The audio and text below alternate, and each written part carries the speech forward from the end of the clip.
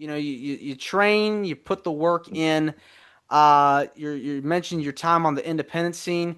You were in OVW for a period of time as well. Talk to me about that experience. I had my very first match in 2001 and then did the indie scene. I mean, I started in Minnesota, did Chicago, Wisconsin, made myself into Louisville, Nashville area.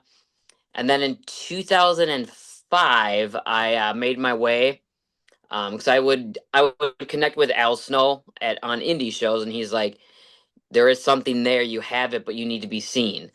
He's like, come to OVW. If you could move there, that'd be awesome on your own dime.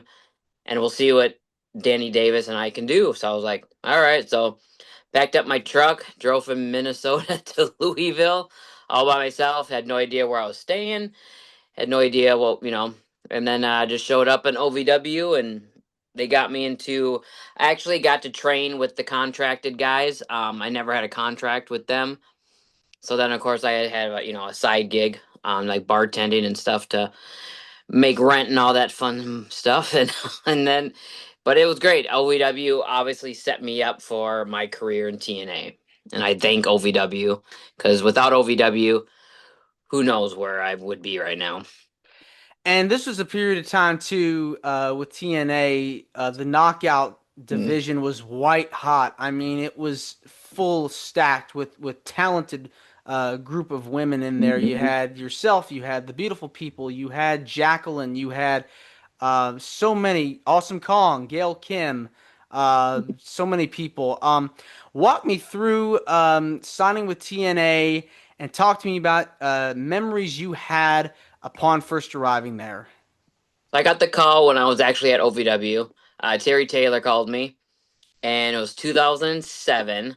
And that was when they were first making the knockouts division. Yes, they've had, knockouts here and there, but they never had the actual title.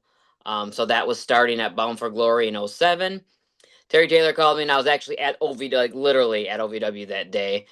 And he's like, "We'd love to offer you a contract. We really want you to be part of the original knockouts."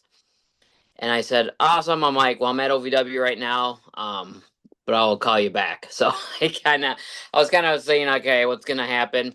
And Triple H was actually at OVW that night, and I pulled him aside and I said, "I have an opportunity at TNA," and he's like, "Take it." He's like, "Unfortunately, Vince does not like your look or your character, but Triple H loved the ODB character. Obviously, it would have fit in great with DX and all that, but he said go. He's like go to TNA. That's where you belong right now. So I did, and then never looked back. And you were there for so many years. How long were you with the company? I was for so basically. Well, I started earlier because I used to go to backstage like when they were in Nashville. So I started actually going to TNA in '02. And then I would have little matches with Trinity and stuff, and then officially signed in '07, and my last contract was done in 2014. So 7 years, not bad, not a bad run. Yeah, I mean, getting the chance to work with just so many legends. Yeah. Talk to me about some of the people you got to compete against over there, and who were some of your favorite people that you got to wrestle against over the years? Oh boy, so many. Well, it was great because when I got there, since my character was so like out there, I loved working the beautiful people because they were so different than me. And I had so much fun with them. And then I also knew them from the indies and Angelina Love. We were actually roommates for about a year or so in the indie scene. Working with them, Tracy Brooks, obviously, me and her traveled the roads together. And it was kind of cool for me and her to finally, wrestle on a big stage. Then of course Gail Kim, because she was coming from WWE, so I was like, oh, awesome, this is so cool because I met her years and years before that. Then of course Awesome Kong. It was because I think Awesome Kong, I was always the bigger girl, but when Awesome Kong was there, I'm like, oh, all right, finally someone can like kick the shit out of me and And I think that's cool that you're able to. I feel like work against so many different people, a variety of Mhm. different styles, and I think it really kind of helps set the tone for what we see today because I think women's wrestling has really taken it up a notch in recent years, and I think you all were kind of a catalyst for that. Well, thank you. Well, I think no, you're right because I think we don't. A lot of the knockouts don't, give ourselves credit because in 2007, I think the revolution started and we had no idea that it was starting because we had so many different characters. None of us were the same.